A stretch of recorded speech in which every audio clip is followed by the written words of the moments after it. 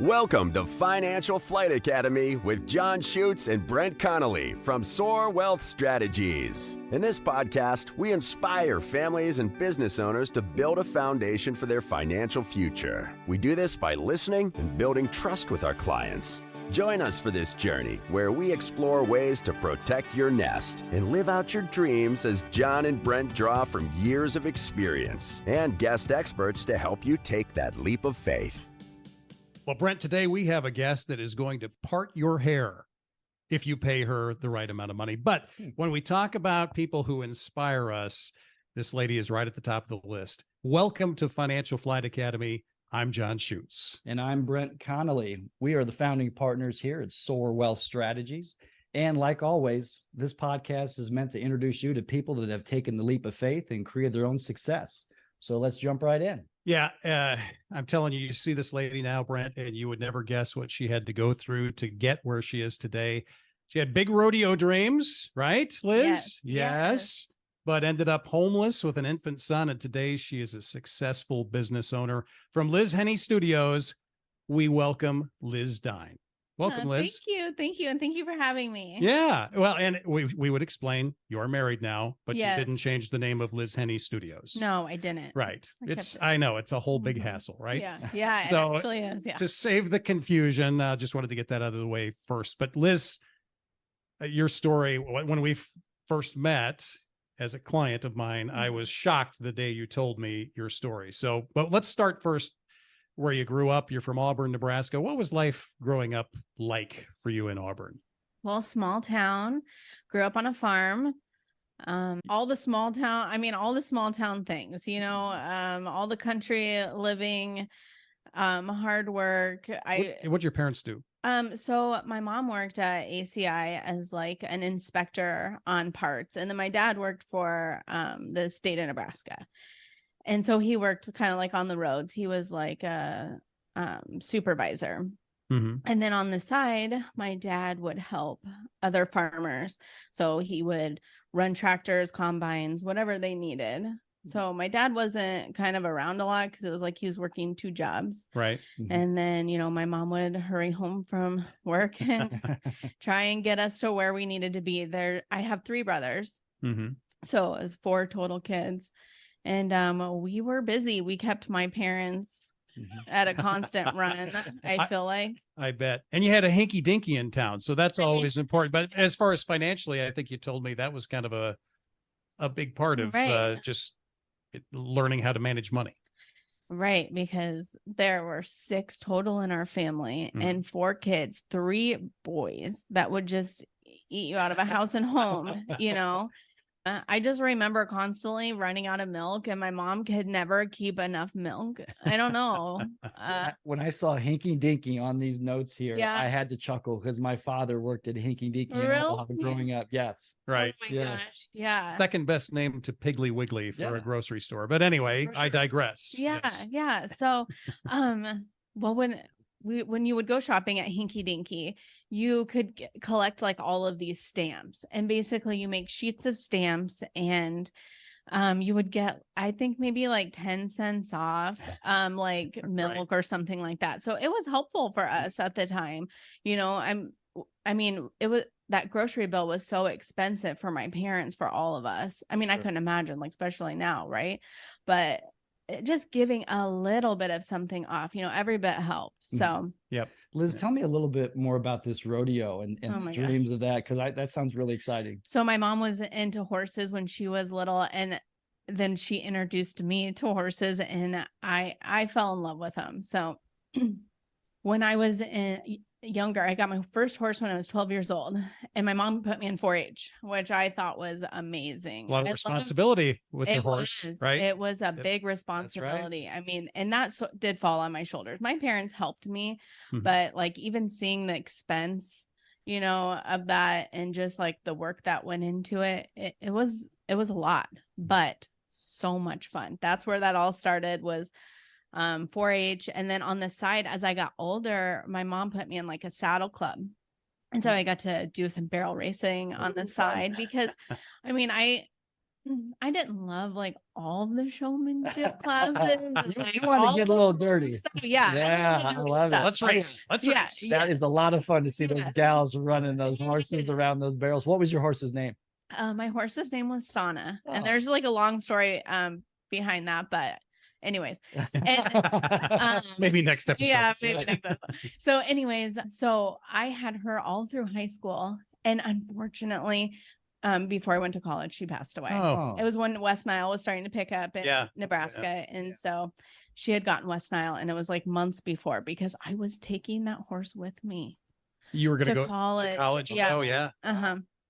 So anyways. So okay. So you had some other interests growing up, though, that you had to make a decision before you went to college, right? So what were some of those other interests growing up? So I was heavy into softball, and I was a beast. Really? I'm not going to lie. What position? I played catcher. Oh, yeah. Yeah. Behind the dish, calling the game.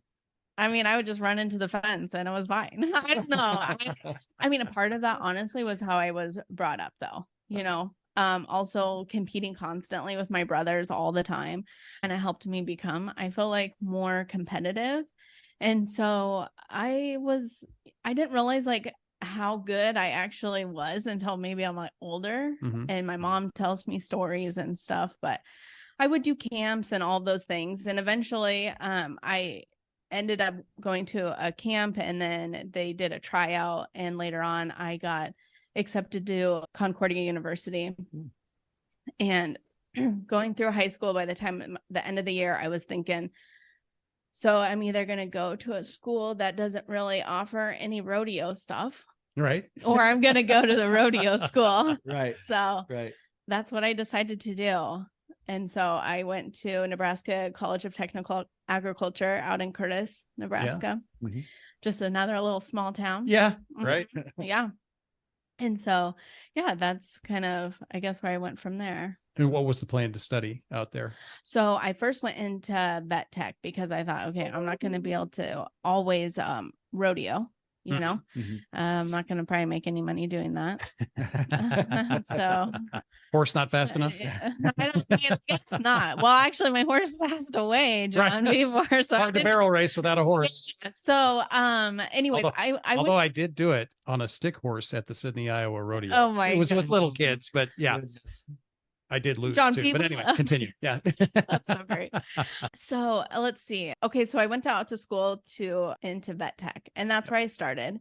And when you're going to school, you get to pick electives. So, each elective that I chose, I stayed longer and got another degree. So I left Nebraska College of Technical Agriculture with a degree in vet tech, equine industry management, and livestock production, also certified to AI.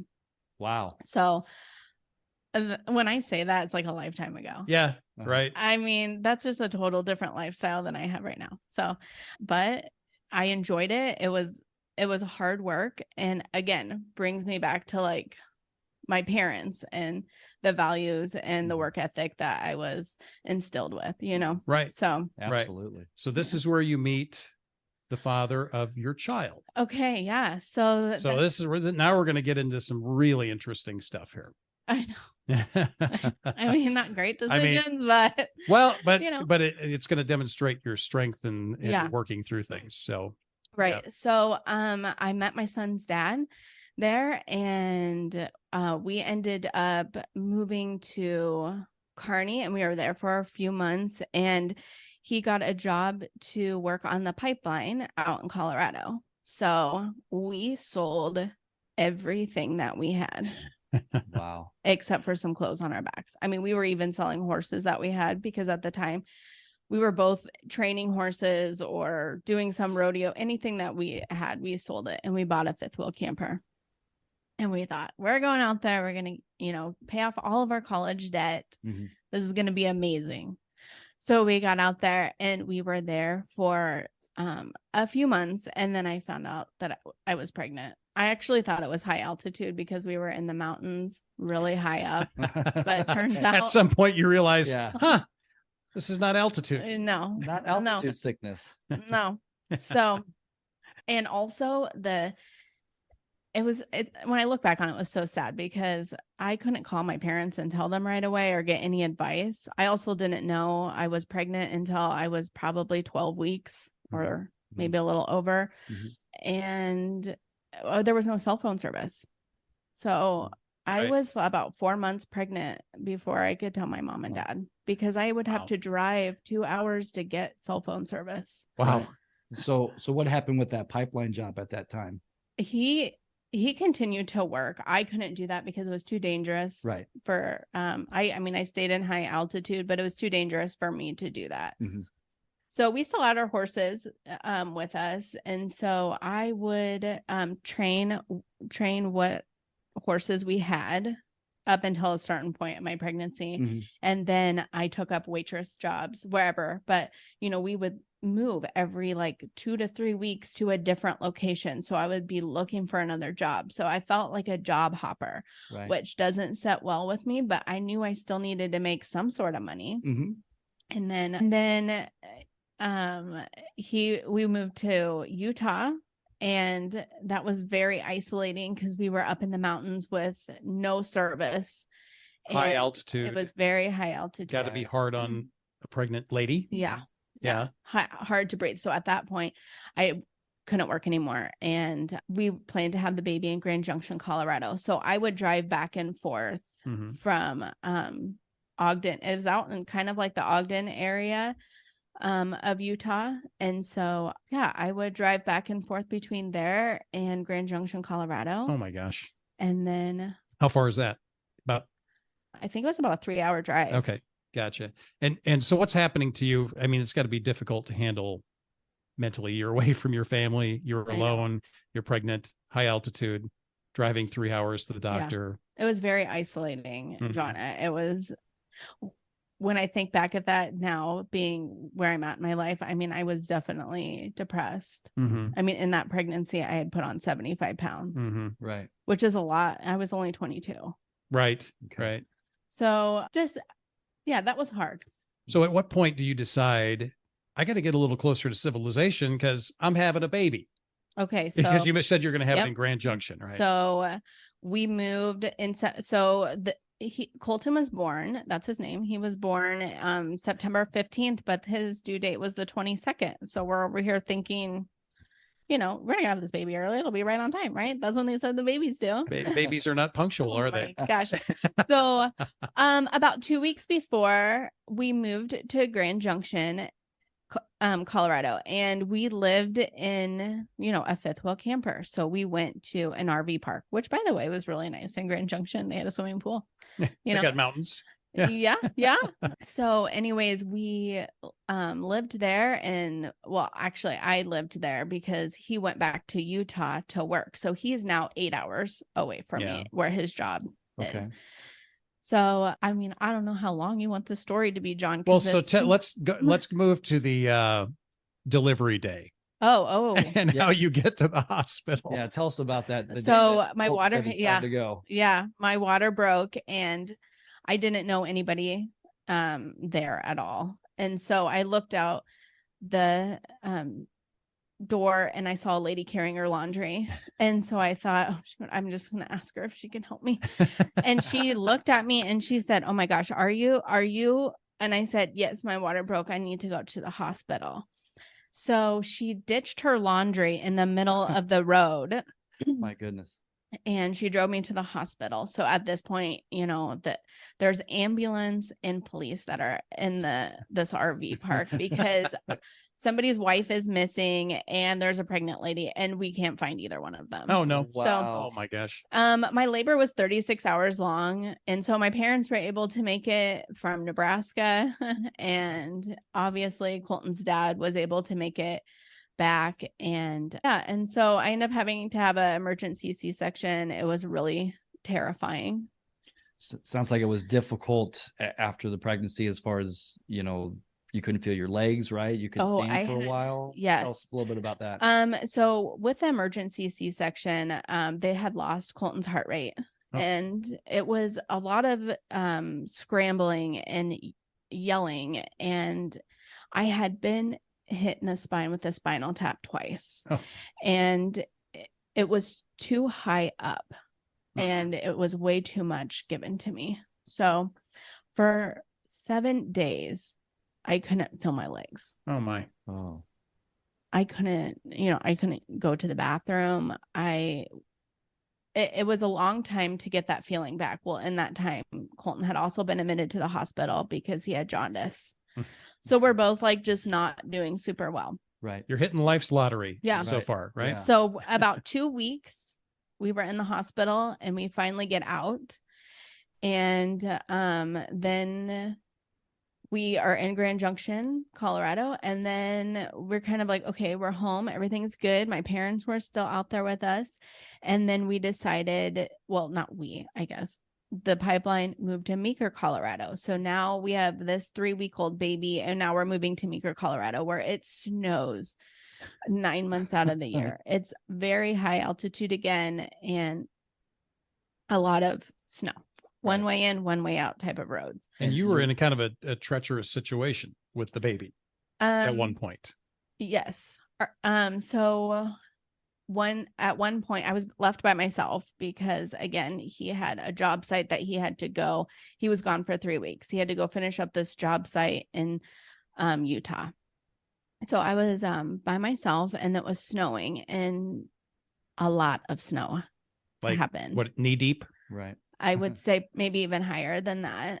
So I woke up in the middle of the night and I just like kind of got a smell. I noticed that it was gas. Oh boy. And I could see my breath. So I instantly try and find the baby. Right. Because I'm thinking, oh my gosh, we're not going to make it. Yeah. And so I grabbed my baby, bundled him all up and put him in bed. And I thought, we got to get out of here. Mm-hmm.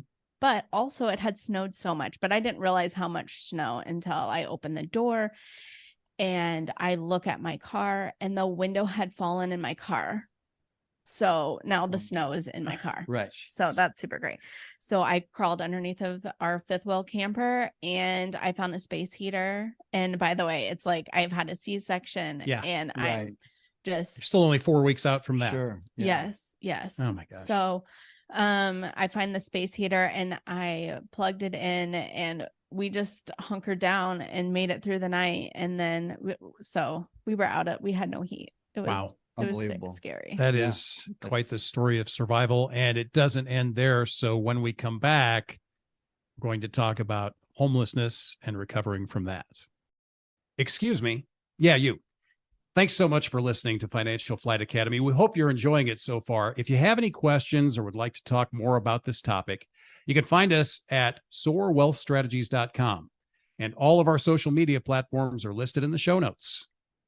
And we're back here with Liz telling her story. Liz, did you ever think about moving back home at this point? I mean, yes, actually, many times I had thought about that, but I also wanted to keep, my baby close to his dad. And then eventually I did decide that just because we were moving so much and always having to find a new doctor and it was getting hard.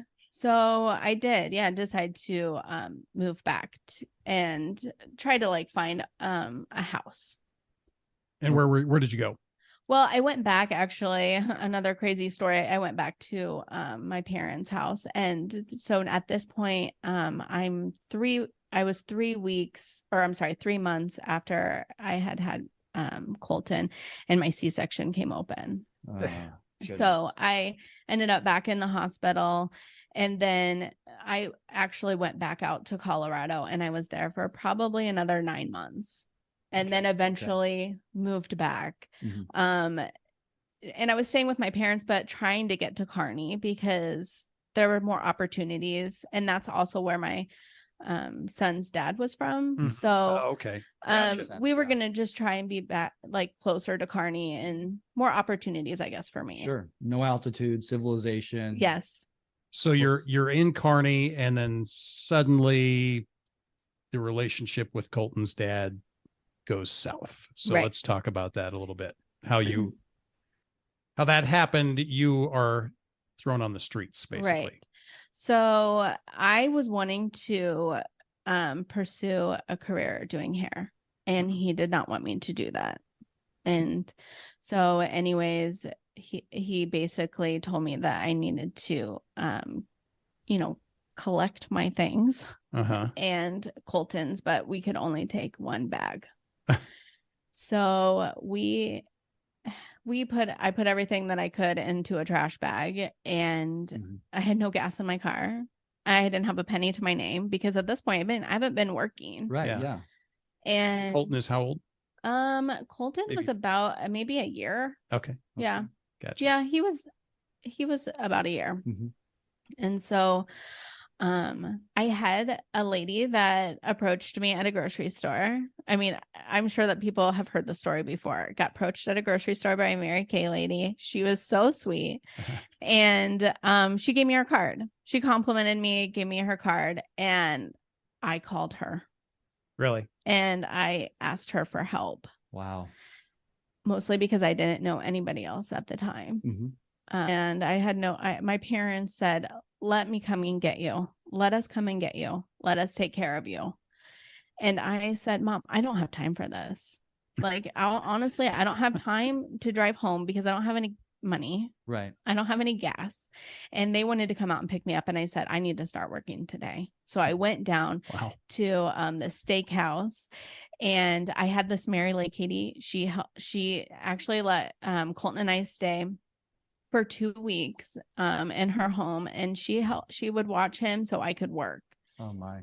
And so that day I went down to Whiskey Creek and I begged for a job, and just so happens they needed help. So I started right then and there. And so she watched Colton for me, and I worked. And then I decided I'm not going to sit here and be in, serving is great. It was great money. I mean, at that time it was getting me where I needed. Colton and I eventually were able to get an apartment. The apartment complex lady was so nice. She heard my story, and she didn't make me pay like the first month, the last month, and a deposit. She just asked for a deposit. And then I started hair school. And so while you're working, a full-time job. Right.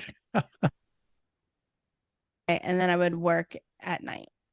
Wow. And so I mean, when I look back on that, I sacrificed a lot of time with Colton so that way I can make a living for us. Right. So I'm being stretched so thin at this point. And I actually ended up in the hospital because I was sick.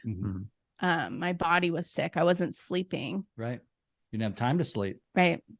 Yeah, that's exactly right. So I ended up in the hospital, and the doctor sat me down and said, there's a reason why the state offers people like you money to survive. And that's what you need.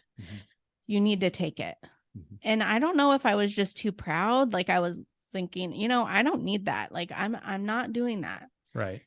But at this point, it was either I'm going to continue to be sick or I'm going to have to give up something. Yeah. It's not like you were purposely not working. You were working your tail off. Yes. To make ends meet. Right. And that's exactly why those programs are exactly. Yeah. Yes. Right. So I ended up getting help from the state to pay for childcare so I can continue my schooling.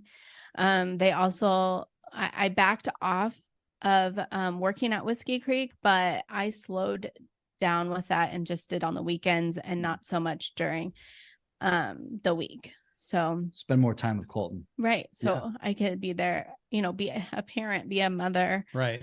And be home with him in the evenings. So I was able to get help from the state with housing and food.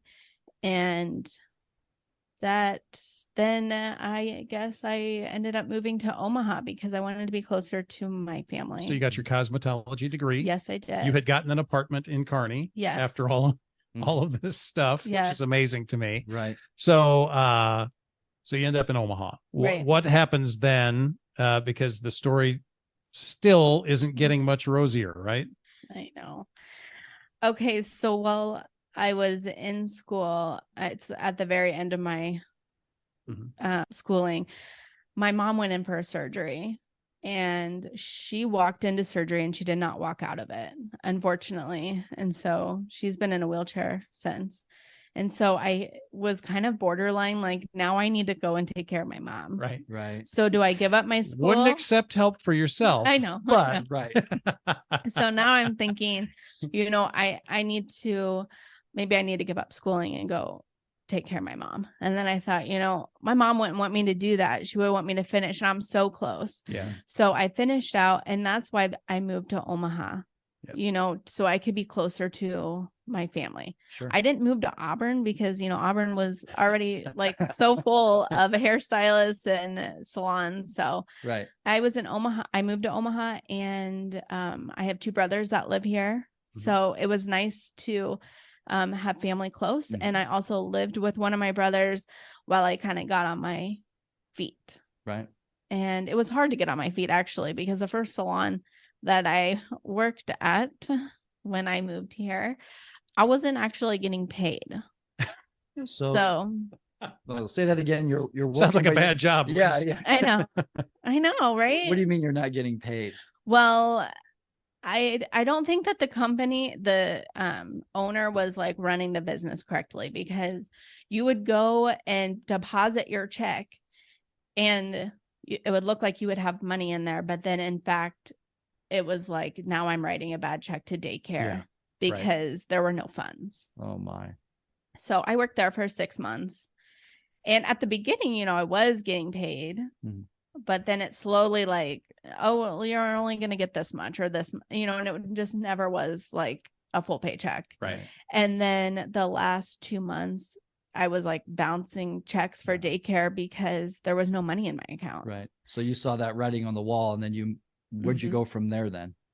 So then I went back through my list when I was moving here to Omaha of all these salons that I had went and toured and asked questions. And a few of them I had interviews at, and I went to Omaha's Hair Choice, and that's where I met Peggy, and she changed my life. So for the better. Yes, for the better. Yeah. So Peggy, you had a training program there. Yep.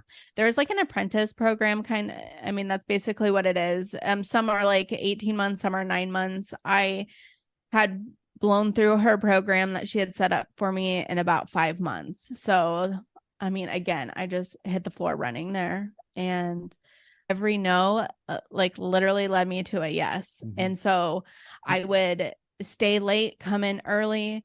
I was a yes, ma'am. Right. Never said no. Right. I never said no. But then again, I sacrificed time with Colton so I could get ahead. Mm-hmm. A lot of that is because at the time, I wasn't making, when you're in an apprentice program, you're not making a lot of money. Yeah. And there were times where I was like, okay, either like only one of us is eating. So then you took the big leap of faith and said, okay, it's time for me to do this go out on my own.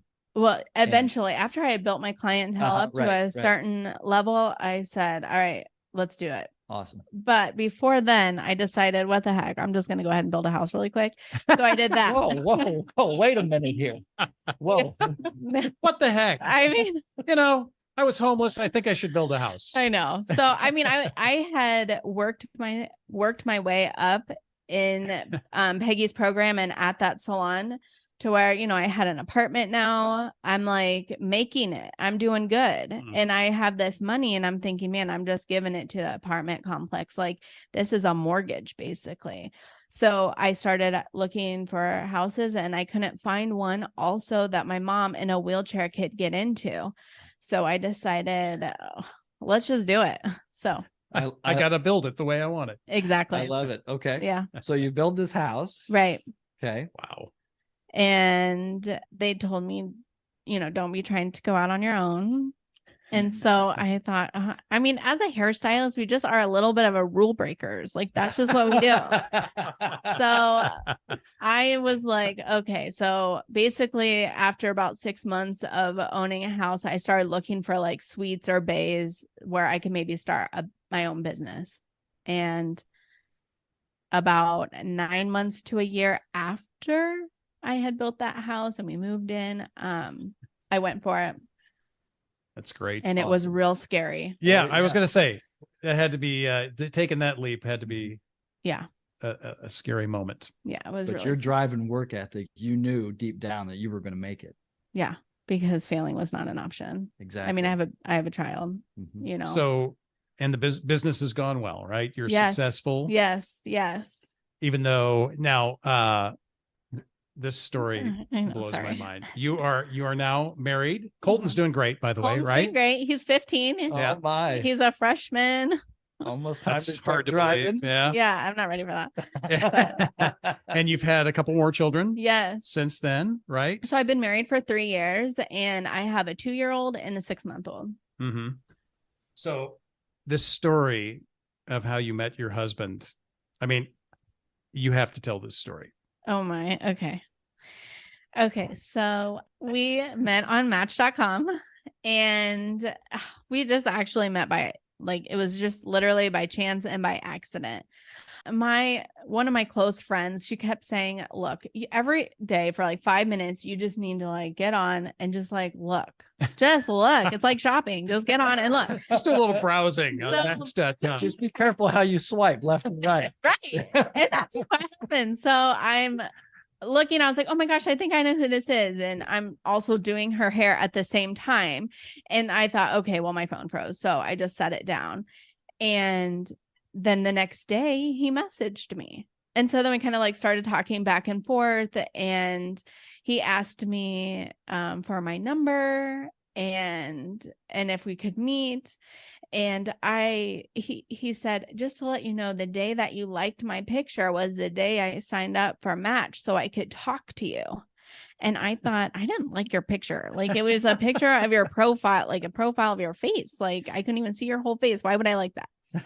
So The phone froze, you said. I know, Yeah, but yeah. actually, I mean, I wasn't really paying attention when I was trying to swipe, Okay. and there's like a little heart, Mm. Yeah. and I must have hit that. So you accidentally Mhm. liked a photo Yes. of your future husband. Right. So then we were meeting. Good night, everybody. Yeah, I know. I know. I mean, do you ever think sometimes that things happen for a reason? Right. Liz? It gets better. Oh boy, It here gets we go. better. So then I'm thinking, I know. Stop So interrupting my story. It gets then better. I'm thinking also, as like people are messaging you, there's like a generic message that you can send out, like, oh, I see you like camping. Where was the last place you camped at? You know, that wasn't a message that they came up with their own. That's Match's like Sure. message. Yep. Right. So that's the message that I got. And I was thinking like, okay, like, and I kind of told myself, like, if a man is going to send me a generic message and not something like truly from, like the Right. cuff, like anything like, hey, how was your day? I'm probably not going to respond to it. Well, my girlfriend said, look, you just answer it. Just answer it. So I did. Anyways, when Jeremy and I finally met up and talked, he said, I can't believe that you responded to that first message I sent. And I said, you know what? I can't believe I did either. And he said, I had this long message sent out and I accidentally hit the generic message instead of the send. So just so like, still, it's not going, I mean, it's Oh still, my goodness. yeah, still by chance, Let me tell you about gosh. camping with a space heater. I know. Yeah, really. Yeah. I Yeah. have Well- better ways to camp. Yeah, go ahead. Unbelievable story. And I Yeah. love the ending. How do people find you at Liz Henne Studios? A lot of people will find me on Facebook at Liz Henne Studios, just looking up, or on Instagram at lhenne02. Well, Liz Dein is her married name now. Your story is, I mean, I kind of feel like we cheated your story and only doing about 30 minutes here, but it's an amazing story. What an example of courage and strength. And when I trained financial advisors, Liz, I want to let you know that I used your story as an example.